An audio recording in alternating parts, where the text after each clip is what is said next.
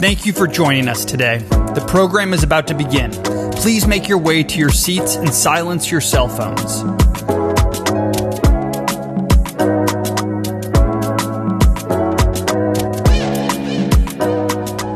Please take your seats. The program will begin momentarily. The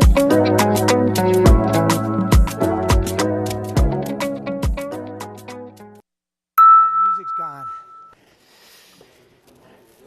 Can I pour you, Catherine? Can I pour you some water? Yeah, thank you. Because it's mountain, you gotta All right. hydrate. Yeah, I know I've been drinking a lot since I've been here. Oh, good. That's smart. I didn't need my Fiji. Yeah, thank you so much. So everyone, your mics are hot, just so you know. Yes, they are. hot mic. Whoops. I said with these headsets, I feel like Britney Spears, and John was like, I feel like Bobby Brown. I'm like, all right, I'll take that. Who we are, that's all. Hi, everyone. Thanks so much for being here. My name is Tom Llamas. I'm an anchor for NBC News, and I have a show on NBC News Now, our streaming platform called Top Story with Tom Llamas. And I have the opportunity in my job to talk to people who are running for president, world leaders, first ladies, CEOs, Stop showing off. the most important people in the world. And yet, when I come and do these seminars, I get the most inspiration, the most reward from talking to people like you're going to meet here, because what they're doing sometimes is underreported. They don't do this for publicity. They're not celebrities, except for John, sort of. But they do this because they truly care about changing and inspiring America. And so at NBC News, we have a primetime special. It's called Inspiring America. It's run for a few years now. It's built off Nightly News with Lester Holt's segment, Inspiring America. And we spotlight 10 people who are truly changing America. We have a short clip we want to start this seminar with, so if we can play that now, please. You're the queen of country music, but you came back to Atuka. Why? It's home. They said we need this growth to revitalize the town, and sure enough, that's exactly what happened. Activism, philanthropy, they've been with you throughout your life. Yeah, helping Latinas specifically reach their full potential. Just telling people you believe in their potential is huge. What is it that we may not fully appreciate in the veteran experience? A lot of service members are struggling in silence. The invisible wounds of war, we want them to be okay. Incarcerating people over and over again. What you're offering, it makes so much more sense. Yes, I mean, women are not throwaway people, and we invest in them. Some are reaching for the stars. There's so much about the universe that we don't know. These huge mysteries out there. Some are reaching out a hand. I remember the struggles. I want him to succeed, just like I succeeded. Meet the people shining a light and showing the way. LeBron James, he's a role model, and he empowers us. Inspiring America, the 2023 Inspiration List. Wow. And so part of this panel, we're so lucky to have one of our honorees who's sitting right next to me, Susan Burton. She's the author also of Becoming Miss Burton, From Prison to Recovery to Leading the Fight for Incarcerated Women. She has an incredible story that we're going to hear about more in just a little bit. She's a leader in the criminal justice movement, and she's the founder of New Way of Life Reentry Project. She spoke with my friend and colleague, Savannah Guthrie. Here's a short clip of that. It was like 11 of us living in that little house. And we were happy. We were laughing together. We were crying together. We were going to meetings together. We were cooking together, recovering together. You make a home, not just a house. Yeah. Why does that matter? In prison, it's hard. It's cement. It's concrete. It's steel. When women walk into the homes of a new way of life, they get to experience texture, color, bright furniture, fruit on the table, flowers on the table.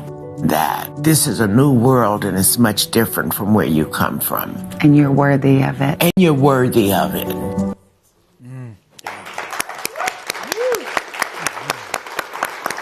Our next panelist, you may recognize, 75 films, 75? I thought it was 200. Oh, it is 200. Look it up. You got the wrong number. Really? All right. You're a journalist. You call yourself That's messed up. I know him from a show. I know him from a show called House of Buggin', which if you're a Johnny Legs fan, you know House of Buggin'. It got canceled. Yeah. It was amazing, though. John Leguizamo, he's an actor, producer, writer, breakdancer. But most of all, what inspires me about John is that he's on the front lines for Hispanics, always pushing to make sure we're heard and seen. So he had this amazing idea to do a show where he traveled across America telling our stories. But he sort of kind of, I don't want to say he tricked the news executives, but I did trick them. They thought it was a travel show, but it was much more than that. It was about just the beautiful stories of Hispanics across America, and it was so empowering. We have a clip of that as well. I should also announce we do have breaking news. It just got re-upped for a second season on MSNBC. So here's a taste of that.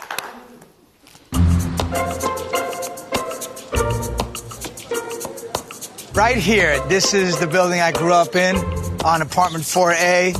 And it was incredible because the subway's like right there. So we'd be watching TV like a murder mystery, and they'd be about to tell you, and the murderer, and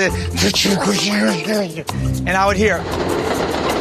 So that's how I learned how to write, because I used to have to make up my own stories. My parents were like immigrant parents, so I had to earn all my Christmas presents. I had to read the encyclopedia from A to Z, otherwise I won't get my bicycle. So I got my bicycle, and I brought it out here, and I got jumped by this kid named Johnny. He had my same name. Anyway, that was my life growing up, but it made me who I am today, right? John Leguizamo, everybody. Thank you. I like that tracksuit, huh? Right? You kept it real. I kept it. They gave me that. That's the only thing they gave me. To talk about our next panelist, I want to do a quick exercise with everyone here. So everyone probably woke up this morning.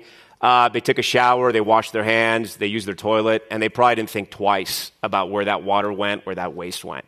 So do me a favor right now. Close your eyes. Just close your eyes. Everyone here, close your eyes. Imagine it's 2023. You live in America, in a county in Alabama, just south of Montgomery. Maybe you're a father, maybe you're a mother. You got kids, maybe you're solo. But every time you look in your backyard, you can't believe what you're seeing. You can't believe what you're smelling. Because you don't have a sewage system in America in 2023. So your kids can't even go outside, can't grow anything, and it smells terrible. So pretty much every day your dignity is taken from you. Now, meet someone who has the name Flowers. Catherine Coleman Flowers.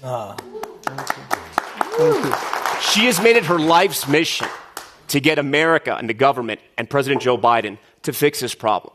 And I'm going to start with her. So tell me, because it's hard to explain. And we've seen what happened in Flint. We've seen what's happened in Alabama with the drinking water. But to think that in America, a community that is, in this county, majority African-American, more than 40% of them don't have toilets that work, don't have a sewage system, don't have a septic system. How does that happen in America? That's a good question. I've been asking that question for a very long time. Well, first of all, let me give you some perspective. Lowndes County is between Selma and Montgomery. So most of the voting rights march went through Lowndes County. And I believe that a lot of the neglect that has taken place there is because of its history. If you were to look at the history of the voting rights movement, the original Black Panther Party was founded in Lowndes County, not in Oakland. And it was all around the right to vote. And a lot of those people are still alive. So Lowndes County has always been neglected. There are 67 counties in the state of Alabama. All of them have a wastewater problem. But Lowndes County has been the one that's been penalized the most. And the thing that bothers me about it is that every year people come to Montgomery or Selma to go from Selma to Montgomery and pass right by it. Yeah. But fortunately, sometimes I feel like John the Baptist, in the wilderness, but somebody finally heard. But that is, all these years I've been working on this, that we finally got some traction and people are paying attention, because we had to get global attention to get attention here in the U.S. because people did not want to acknowledge that this was an American problem. And explain the sort of unique factor in the work you're doing with that county. These homeowners, these people that were living there, were being fined and penalized because they weren't maintaining their own sewage from their own homes when nothing was provided for them. Well, when I got involved in 2002, they were arresting people. arresting people. They were actually arresting people, and they were arresting people. The only thing that I could see that they were guilty of was being poor. They couldn't afford to fix the problem. And consequently, we brought attention to it, and we've been working for years to deal with it. And we just found that the people that were penalized the most were the ones that could least afford to fix it. And we've just been documenting and working with people in the community to actually experience. I grew up in Lowndes County, so that's why I'm passionate about it. This is where I'm from. You know, I can walk in the county, people can look in my face and say, "You're a Coleman." You know, they don't have to know who I am, but they know my family because that's where I'm from. So that's why I'm committed to solving the problem. And I grew up with, I know what it's like to go to an outhouse. I know what it's like to use a slop jar. And I know what it's like to have raw sewage on the ground. And I thought when I left and went away to teach and moved back to the area that this had been fixed. But it's still the same problem. But I think now that there's some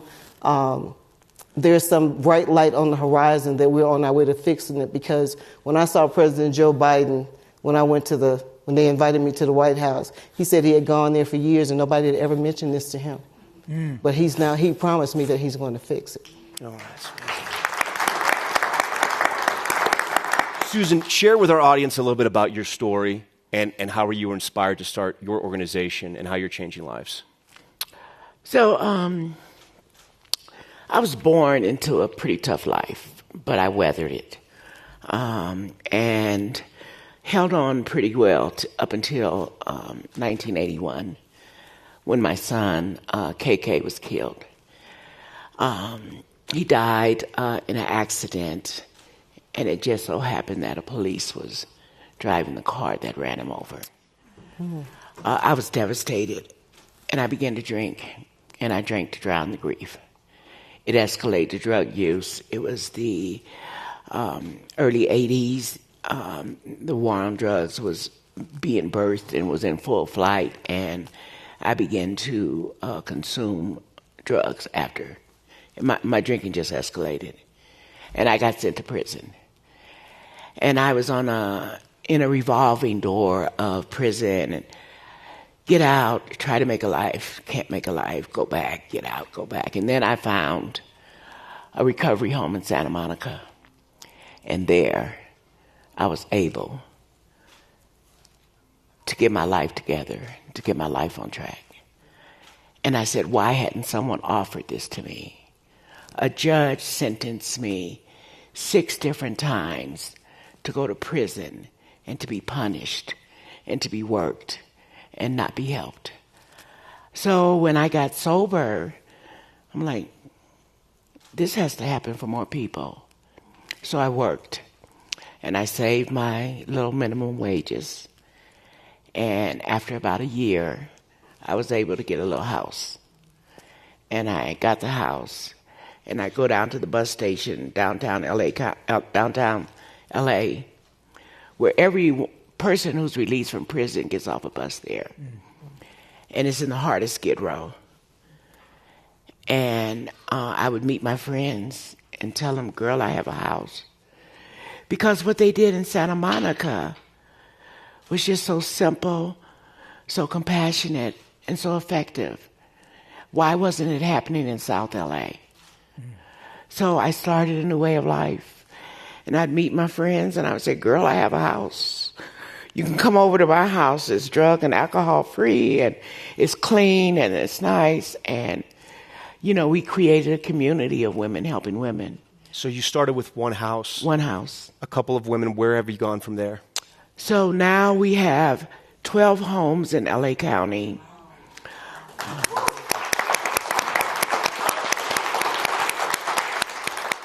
And, you know, what I discovered is that it was more than just having a home. There was structural, institutional barriers that had to be addressed. So we built out a policy department, a legal department, a workforce development department, an organizing department, and you know, things that to help women and people be able to start a new life.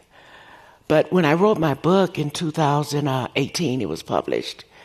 And I went on a tour around the nation, going into prisons and doing book readings with women and autographing the book and leaving them with a copy. And what I found all across America, there were women just like me who left prison and had nothing to come back to. So I started an initiative called SAFE, Sisterhood Alliance for Freedom and Equality. And what SAFE seeks to do is to train other women just like me, in their communities, maybe giving people toothpaste or hygiene kits or whatever they can to help them come back into the community. So SAFE trains them to replicate our model. We have a 94% success rate at A New Way of Life. Wow. I mean, it's just, 94? Yeah. And so now SAFE has 41 replication sites around the country, and 38 and 3 in African countries. And it's just a simple approach. Just like you live in a house, just like I live in a house, we provide a place for people to come back to get grounded, to get your ID. You leave prison, you don't have an ID. You don't have a Social Security card. You don't have any money. You don't have anywhere to go. No one welcomes you back but the places that you left. And that's not a good place to be. So what we do just is give people a springboard to start a new life. So we offer that to women and the LGBT community. What I found is when I wrote the book, and I researched what was there out there for women, and there wasn't much there. So my focus is to lift up the voices and of the fastest growing segment of the criminal justice system is women. Lift up the need, lift up the voices, lift up their potential, and create opportunities for them to come back and create and give back into the community. It's just amazing what can happen with 90 days or 9 months of support for someone to just change the entire trajectory of not only their life but their children's life and improve what I call the vibration of the community, and create hope, happiness, joy, and a future and safety for our communities. Amazing. Incredible work. So, John, we're sharing the stage with two incredible women. Oh, amazing. You also are doing incredible work. I'm not worthy. Talk to us, though, and explain to us the road to get this show greenlit, but also sort of your life's mission, which is you're an actor, but throughout your entire career, you've always wanted to tell the stories of your community. Yeah, well, because we Latin people are the oldest and largest ethnic group in America, besides our Native American brothers and sisters, and we're also Native American, and yet we're the most excluded ethnic group in Hollywood. That's why I call Hollywoodened, because I know it's not, it's not including us. I mean, 5 years ago we were less than 1% of the leads in front of the camera. Now we're maybe at 5%, maybe 6%. Things have improved a little bit, but we're 20% of the population. We over-index at the box office with 30% of the U.S. box office. We're $4 billion in streaming in America alone. We're a third of the sports fans, and yet less than 1% of our stories are being told. Less than 1% of the executives in Hollywood look like me. So there's such a vast disparity. I mean, the way we're living in America, Latin women are the lowest paid workforce in America. And yet they're the number one drivers of the economy because small business is the driving force of America. And Latin women are 87% of the small business startups. But they can never get to the second level because banks will never give them a loan. So you got that. We're in the worst schools in America. We're the second most brutalized by the police, the second largest ethnic group in jails. You have all this disparity and all this exclusion, and I came from that, and I survived it. and I've succeeded. So I've always felt a certain guilt, a survivor's guilt. So I felt like I had to do something. And so I've been pitching in Hollywood for 4 decades, thinking that I was a terrible pitcher and that I couldn't write because they never greenlit any project that was of mine because it was Latin content.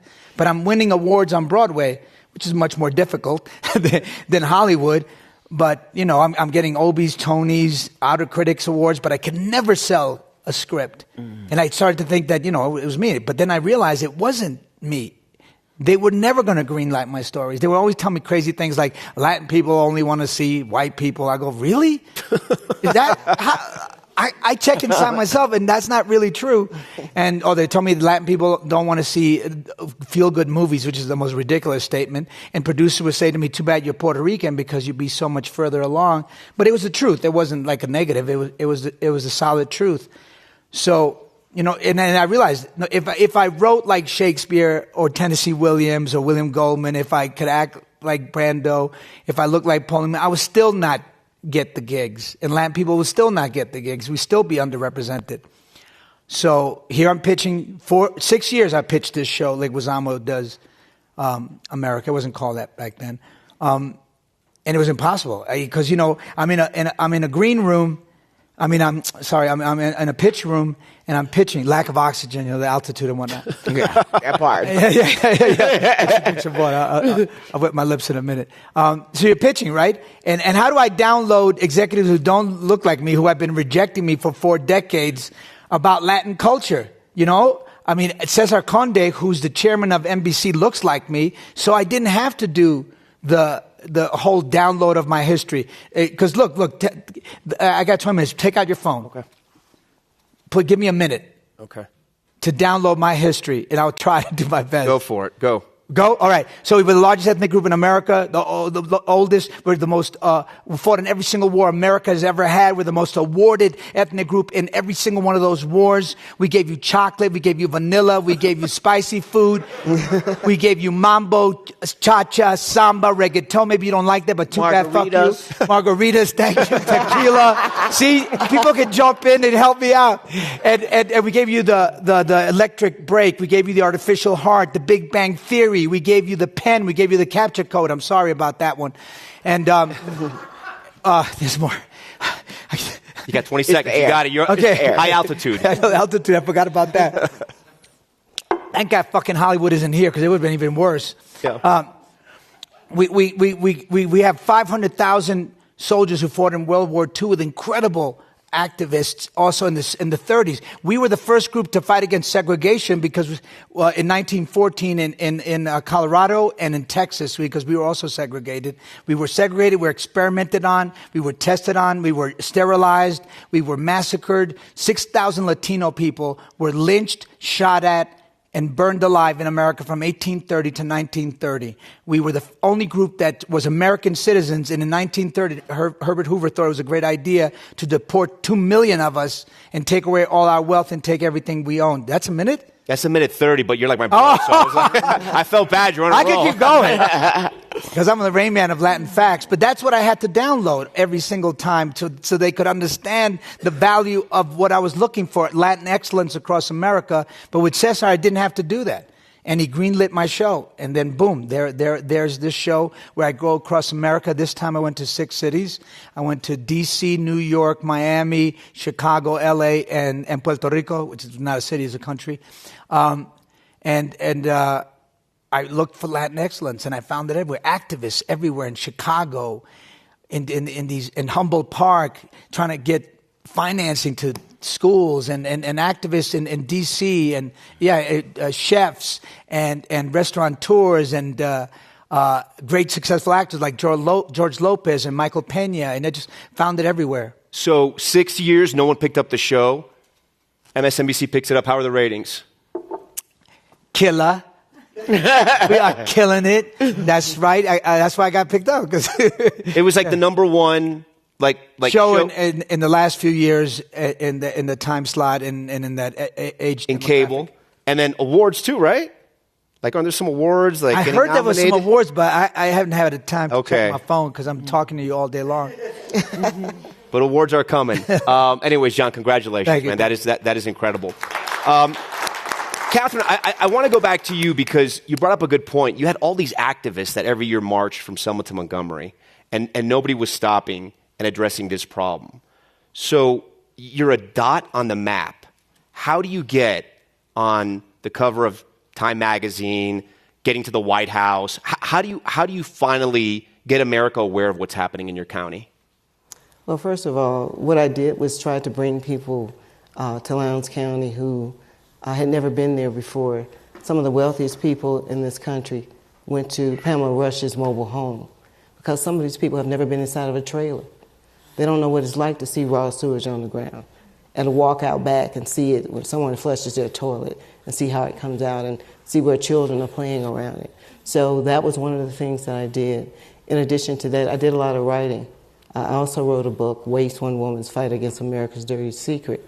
And it was autobiographical, but it gave me a chance to tell the story of communities, not just in Lowndes, but communities around the country with raw sewage on the ground. I just came from California and talking to people there because they have people with failing septic tanks there as well. Same thing is true in Miami. I mean, I went there I went to the Aspen Climate Conference thinking that we'd be the only ones talking about failing septic, but people were pulling us aside and said, come to Miami, we got the same problem. Wow. So these are issues that we find around the country, and we have been amplifying them, writing about it. What did local officials tell you? I'm so curious. What did local officials tell you? Local officials, a lot of them were living with raw sewage on the ground.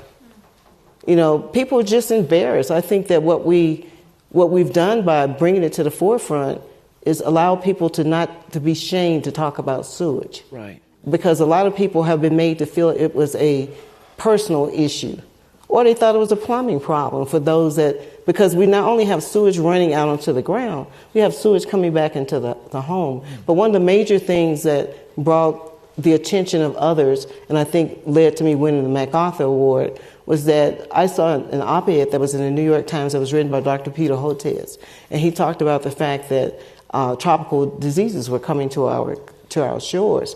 So I Googled him and found an email and emailed him and said, look, what about raw sewage on the ground? What kind of illnesses can be associated with that? And out of that came the parasite study, where we found evidence of tropical parasites. In particular, we found evidence of hookworm in the U.S. And at the time we made this public, you know, we had people talking about S-hole countries, you know, and so forth. So against the backdrop of that, and we also invited the UN to come. The UN, the UN Special Rapporteur on Extreme Poverty came to visit Lowndes County. A global organization. The UN had to come to Alabama, and when he saw what he saw, he went back, and it just so happened that when he made his report, I think that when the U.S. left the Human Rights Council, and the choice of words they used, they call the UN Human Rights Council a cesspool. So when the special rapporteur made his remarks, he started off by saying in Geneva to representatives from around the world that the U.S. need to deal with the cesspools that he saw in Alabama. Susan, you know, I read this a long time ago. I read this thing on prisons, and it said basically the history behind prisons and the philosophy, or a theory originally, was that prisons should not be punitive. They should be rehabilitative. And yet, in America, that doesn't happen at all, right? People leave prison after serving their time, and there's a massive stigma on them. They can't get jobs, can't vote, they don't have a lot of rights. If you had the power to change one thing in this country, if you could talk to President Biden, if you could talk to the Congress, and they would say, whatever you want, Susan, we're going to change, what's the one law or one issue you would change around that, around incarceration? Labor. People's labor would not be exploited because, well, you're a slave. So that amendment that says, you know, if you're convicted of a crime, involuntary servitude, you'll be punished, you can be punished. And that it would not be punishment, it would be something that rehabilitated. And when people talk about abolish prisons, they're talking about abolishing a system that continues to promote slavery and perpetrate slavery. They're not saying, turn everybody loose and leave us to be preyed upon by people who really do pose a threat to society. What they're saying is stop the exploitation of labor, stop punishing people. I was a mother that was grieving. I didn't need to be punished. I needed to be helped. And there were so many other women that I met just like that needed support, help, even support or help through a tough time to get to the other side of it. So I would say that that clause in the 13th Amendment, it would be stripped out. When you talk to businesses in your communities and you ask them to help hire, to help give opportunities, to help give them a chance, a second chance, maybe a third chance, how hard is that conversation, and what's your pitch to those people? In the beginning, in 1998, it felt so lonely and so difficult, but I knew that what I was doing was the just and the right thing with my life and with my resources. Then it was quite, I felt quite abandoned. But now I think people are understanding that there's a better use of resources, and that, people are not throwaway people. They have potential. And if we want to create a better society, we have to include everybody in that. Yeah. Who hasn't had a bad day? Yeah. Who hasn't made a mistake? So that mistake or bad day does not define you in your totality. Yeah. So I think people are beginning to recognize it. We've had some great works written, like The New Jim Crow, Bryan Stevenson's book, Just Mercy. I went to Alabama, was one of the first places that I went with my book, and I met a woman there named Geneva Cooley. She was serving 999 years and 99 months for a drug charge. It floored me. It floored me because I said, I'm sitting across from her, I'm saying, when are you coming home? And she said, never. I got convicted of a drug charge. And 999 years, 99 months, and 99 days. So I went home and I Googled her, and there she was with this sentence. We were able to get Geneva out. Wow. Yeah. Wow. But what sense does that make? Doesn't. And we have a safe house in Alabama, too. That's one of the states that, huh? You have plumbing? We got plumbing. Okay. Yeah, we have plumbing there. Susan, real quick, tell me about the moment, because a big part of your organization is providing that home. And you talked about this with Savannah, where you leave this concrete box and you walk into a home. What's that moment like for these women, that first moment? I think from where they come from, it's hard for them to grasp or believe that it's real, and I can see that in their eye, in their body language. There was one woman, I'll give you, one woman came home, and after about 2 hours, she had been gone for like 25 years. And after about 2 hours, she kind of walked back into the office, and she said, I just opened a refrigerator. I just opened a refrigerator. And that's something, I mean, we get up, we go in the refrigerator, we get yogurt, we get whatever. Yeah. And she came back in the office with tears in her eyes saying, I just opened a refrigerator. And it still brings tears to my eyes to think about that moment, you know. But different people, different things. And like this woman says, you know, I want this really big bedspread because I just want to be warm. Yeah. So different things for different people. But I know I'm so grateful that I got that place in Santa Monica. Yeah. And in that community, they showed me something different, to the place that it penetrated me in a way that it grew so much compassion, love, thoughtfulness for other people. And I could come back and draw on a well of it. It doesn't run out. Yeah. So, yeah. And I just want to thank Aspen. Yeah. I never dreamed I would be on a stage at Aspen. You know, I want to thank you, Tom. Yeah. You know, I mean, Well, I come from the projects, Aliso Village. But Susan, you bring up a good segue for me, and I want to let the audience know in about 4 minutes we're going to open it up to questions. But John, I'm hearing these stories. I'm meeting people like Susan and Catherine. Yeah. I'm also meeting people here at Aspen that have incredible business ideas, things that I've never even heard of, apps that are being created that are helping people. So I'm telling my team, like, guys, I got 10 news stories for us, some people we should interview. How do we get these stories told by Hollywood? Because Hollywood sometimes does tell a story. We know when Hollywood does tell these stories, it brings about change. Absolutely. You know, so are we in a point where we could make these movies, make these TV series about people like this? You know, Hollywood isn't really as empathic as you would think.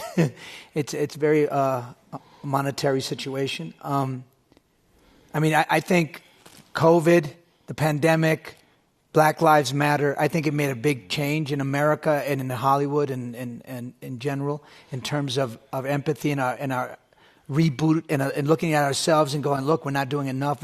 We thought we had equity, we thought we had parity, but we actually don't. And Hollywood started to see that and started to make changes. I mean, I saw active change. Yeah. I saw active inclusion and diversity programs and hiring of Black and Latino and Asian executives that recently all got fired. As they started cleaning house because the streaming bubble burst. So we were the first casualties. You know, I did a documentary on prison on Rikers, and it's been impossible to sell because what I was told is they don't want to do docs that are depressing like that. You made the film, it's done, and nobody's buying it. Can't sell it because it's all Latin and Black and it's a depressing subject matter, and they don't want to do it. They want to do things that are global and big and have an uplifting, you know. Yeah. But I would argue there is some uplift in some of these stories. You know, there is absolutely. Uplift. No, you don't have to preach to me. Yeah. You don't have to convince me. I'm already there. Hollywood's tricky that way. You know, I mean, I think there was a lot of stuff done, a lot of it more for optics. Because I had an overall deal that will be canceled shortly after the writer's strike. But it was to bring diversity, to bring in Eva Longoria, Angela Bassett, myself, Selma Hayek. We were all at Viacom. We had a deal, and I brought them tons of scripts. But nothing was ever green-lightable enough, you know. First of all, I brought dramas. They go, no, we don't want depressing stuff. So they said, we want rom-coms gone wrong. I go, what? What is that? Exactly. I'm like, what? Who's writing that shit? Who wants to see that crap? I don't know. And that's when Netflix went wrong because they started doing only content like that, and that's when they started to dip. And then I love John because John doesn't hold back. I mean, John, he says how it is. He's fearless. I love that, man. I'm not afraid, yo. Keep it real. Yeah. I got to be real. I got me. That's all I got is my reality and being honest. And then they changed it to holiday films, so it was impossible. You could never win. But it was all. I mean, I guess they were trying to do the right thing, but I think that's happening across the board. But you're still fighting, and you're not stopping, and that's inspiring to me, man. Yeah, I'm gonna keep fighting. I think the fight is worthwhile. I know there's so much Latinos out there, Black people, Asian people who love my work, and they're the ones that supported me when when I started out in Mambo Mouth, Yeah. I didn't know that my content would resonate. I was doing my content for another Latin kid that looked like me to support, to give him a mirror of themselves. And all of a sudden, boom, Latin people found me, and black comedians found me, and they followed me. I'm performing at the Wiltern 5 years later, and there's Eddie Murphy and the Wayans brothers and Adam Sandler, all these people in my theater. Now they're in your world. It was wild, yeah. So it's worth it. Before we open it up to questions, real quick, this is quick if you can, because this is all about inspiration. What inspires you right now? What's inspiring you? I'm at the Aspen Ideas Festival. I mean, damn, got no better, that inspires, hope for the future. But right now, I'm at the Aspen Ideas. Yeah. That's great. John, what about you? What's inspiring you? What's motivating you? I think fans coming up to me and saying that they love the show and they felt seen, that always inspires the hell out of me, because it feels like even if I reach 3 people, they've been inspired, and that always warms my heart. It just makes me go, oh wow, so there's a value to fighting and getting your content out there. Yeah. Catherine? What inspires me is the 7th generation, because everything that I do, I want to leave a legacy to make sure that my grandson, who is 7, or my 2-month-old granddaughter don't have to do this all over again.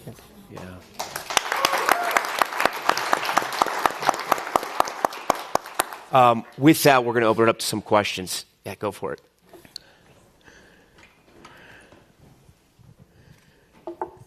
Thank you so much for being here and also inspiring us as young activists, as young leaders. My name is MJ. I'm from Denver, Colorado, or at least I work there.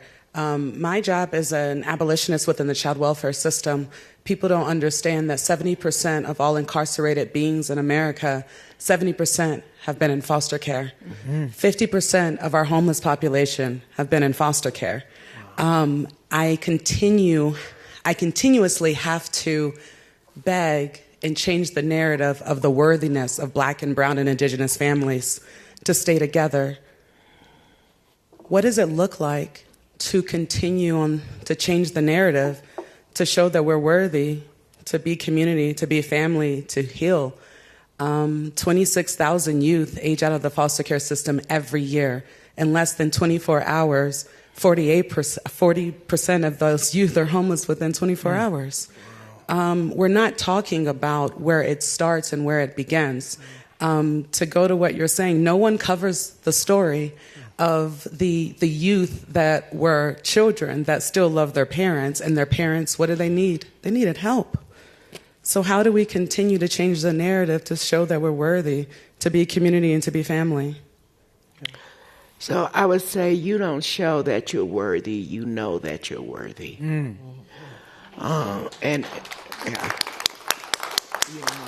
that will be the show in itself.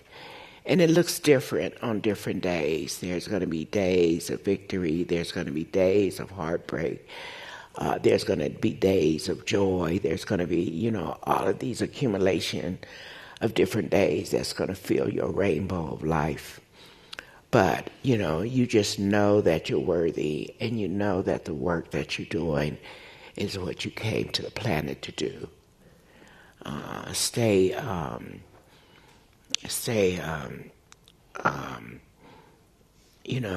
committed, don't wear yourself out or down, but know that you are enough. Yeah. And the rest will follow. Yeah. Yeah, go for it. Yeah. The mic's on? Okay. Hi, I'm Charity. I'm Yupik and Samoan. For those who don't know, that's Alaska Native and Pacific Islander. I did join a little late, but from what I've heard, I'm just so honored that you guys are here and have traveled here safely. I think the flight was a bit scary, but yeah. But I also come here as like a Native youth, and one thing that I learned a lot, especially back at home in Alaska, but even back in American Samoa, elders always taught me to think about liberation and what it looks like for the communities that I represent, but also what it looks like for our community back home in Alaska and our community back in American Samoa. And I wanted to ask what liberation looks like for all of you. Yeah. Ooh. Who wants to take that? That's deep. That's deep. You just demonstrated it, free. Yeah, I mean, liberation looks like parity to me. I mean, that's what it is, parity. When I see 20% we're 20% of the population, of the U.S. population, we're 80 million Latinos in America, 11 of those are undocumented, that I'm including. But when I see 20% of the faces in front of the camera, 20% of the executives are Latino, 20% of the stories are Latino, 20% of the crew, that's when I feel liberated. When 20% of the executives in corporations, 20% of corporate lawyers are Latino, when I see us included in all those boardrooms and everywhere at 20%, then I know we're getting a fair share, and there's some liberation there. Catherine, you want to? Liberation to me means that the Constitution applies to all of us. And we don't have to keep fighting the same thing over and because that's been bothering me. When I see books being banned, I see the things that my parents fought against, and it's coming back. And I'm actually writing a piece that's entitled "Victory Means Vigilance." And I like for us to get to liberation. When we can get to a point where we can relax and just be Americans, all of us. That's good. There in the back.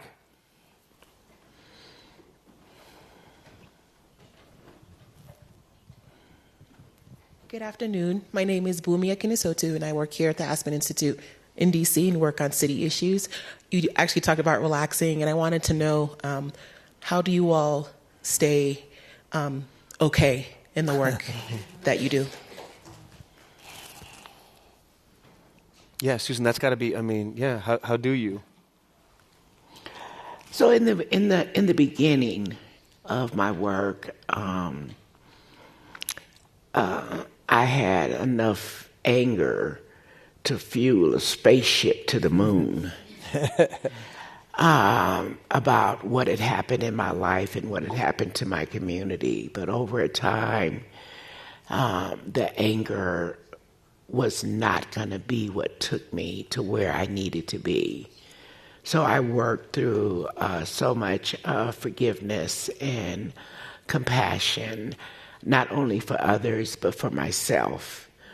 And the love that comes out of that is the fuel that keeps me going. Love for me, love for myself, love for my fellow man, love for the universe. I'm, a little bit older than you. Yeah, So, I take time, regular time now, to do things for myself, with myself and with my daughter. I have a daughter and I have a granddaughter, and a couple of weeks ago I was told I'm going to be a great-grand. So, I've been praying, God, please keep me around long enough so I can see a great-grandchild, so it's coming. But yeah, I hope that kind of answers your question.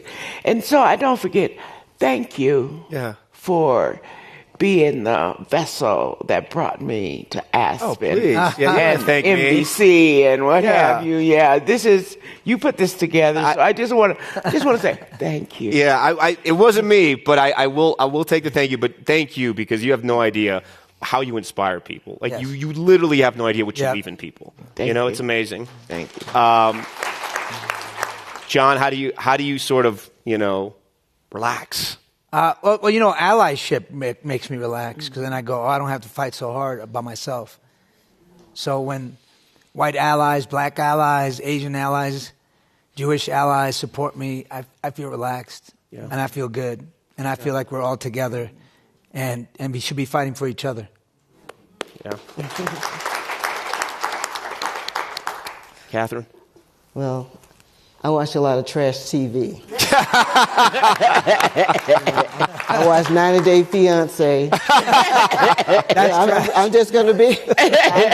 That's the reason why John can't get a show on, because he watches 90 Day Fiance, you know? I watch John's show too, but when I have to relax sometimes you have to disconnect. Yeah, I agree. And when I disconnect, I look at something meaningless. And then the other thing that helps me relax is to just talk about, where I've come from and recognizing that, if a little black girl from Lowndes County, Alabama, can end up at the White House to introduce the President of the United States, anything is possible. Yeah. So, Yes, it is. Yeah, we got a few more seconds, but or 0 minutes remaining. But quickly, what do you say? Ms. Burton, where can we get your book?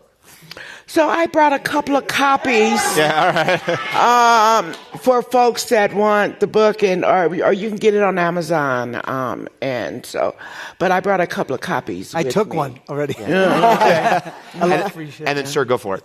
So, just wanted to build off the last thing you guys were talking about. You're here at Aspen. I work for Aspen Institute. Chris Estes, great to see you. With all these people. What do you want, besides people coming up and telling you how inspiring your work is, what do you want people here to do as allies in this work with you and with others? We have this opportunity to network with such a broad and diverse segment, and you have powerful stories and people will respond positively, but we need more than that. And I just wanted an opportunity to sort of voice that to folks here, because we all need to hear what we need to do in this fight. I'll tell you what you need to do. And I did it. I was a host on The Daily Show, the first Latino host, the first Latin person, I guess, on in front of the camera and behind the camera there, except people who are doing all the service work. And it was unacceptable in a city that's 35. We're equal to whites in New York City, 35%, and we've been there forever. And I asked them to please change their roster and add Latin folk. And they went and they called all the comedians I gave them, the actors, producers, directors, writers, and they called. And that's how you do it. You make sure there's a Latin person in your staff. Make sure there's a Latin person in your boardroom. Or a black executive. That's how you do it. Make sure that you're including us. It's very easy to do. I don't think it's that difficult. Well, I'd like to add to that. This is an example. We actually were in Aspen several months ago, and we came here and we said, look, a lot of the communities, because I do environmental justice work, and a lot of communities that are suffering from environmental justice issues are communities of color. But Aspen needs to partner with an organization like ours to reach out to these EJ groups. So we're partnering with Aspen, and we're actually doing in October 2nd and 3rd in Huntsville, Alabama. I think Aspen probably has never been to Alabama, but in Huntsville, Alabama, we're doing something on community engagement and responsible carbon removal. And that's an example of how we change things. It's making sure that it's more inclusive, because when I first came to Aspen, I thought I would never be invited back. But because the voices that are here now, I wasn't hearing those voices then. We were talking about water. And we weren't hearing those voices, but now I've seen it change and blossom, and I'd like to encourage you to continue to do that. Great.